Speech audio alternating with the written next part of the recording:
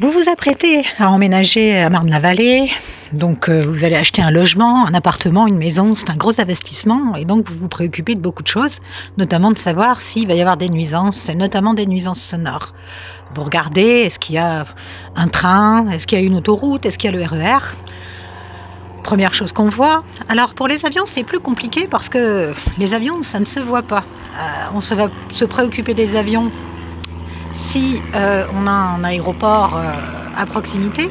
Par contre, un aérodrome, on va moins y penser parce que déjà, il y a l'idée que l'aviation légère, ça ne fait pas de bruit. On dit souvent les petits avions, ils font pas de bruit. C'est une idée reçue. L'aviation légère, ça fait beaucoup de bruit. L'autre idée aussi, c'est que les avions ne survolent pas les habitations. Alors, en fait, c'est un petit peu plus compliqué que ça. Les avions ne survolent pas les habitations, sauf quand ils les survolent. En fait, c'est ça la réalité. Alors, si vous poussez vos recherches un petit peu plus loin et que vous voulez consulter ce qu'on appelle un plan d'exposition au bruit, vous allez regarder, par exemple, pour l'aérodrome de Logne, et vous allez constater que la zone dans laquelle vous êtes, c'est la zone D. Alors, qu'est-ce que ça veut dire? La zone D, c'est une zone de bruit modéré. Bruit modéré, c'est-à-dire un bruit équivalent à un restaurant calme. Voilà, donc vous allez vous dire, c'est pas gênant.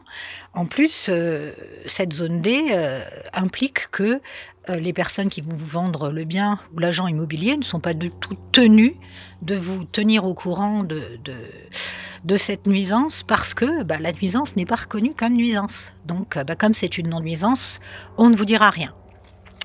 Ensuite, ce que vous allez voir aussi, c'est que le tour de piste de l'aérodrome ne passe pas par cet endroit-là. C'est un peu plus loin, donc vous allez vous dire, non, il y a vraiment aucun problème.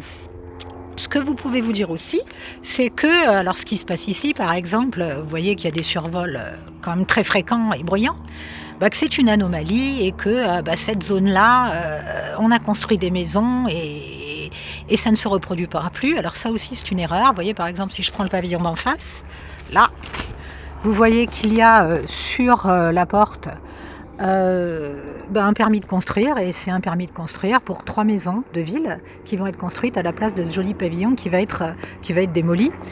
Si je vais derrière, un petit peu plus loin, je vois un pavillon qui a été construit l'année dernière. D'accord.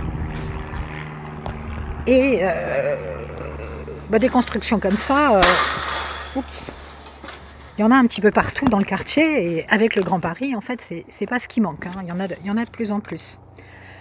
Donc, voilà, tout ça pour vous dire que si vous voulez emménager dans la région de Marne-la-Vallée, et notamment à proximité de l'aérodrome de Logne, ne vous fiez pas seulement aux documents que vous pouvez trouver et aux informations ou à ce qu'on vous dira.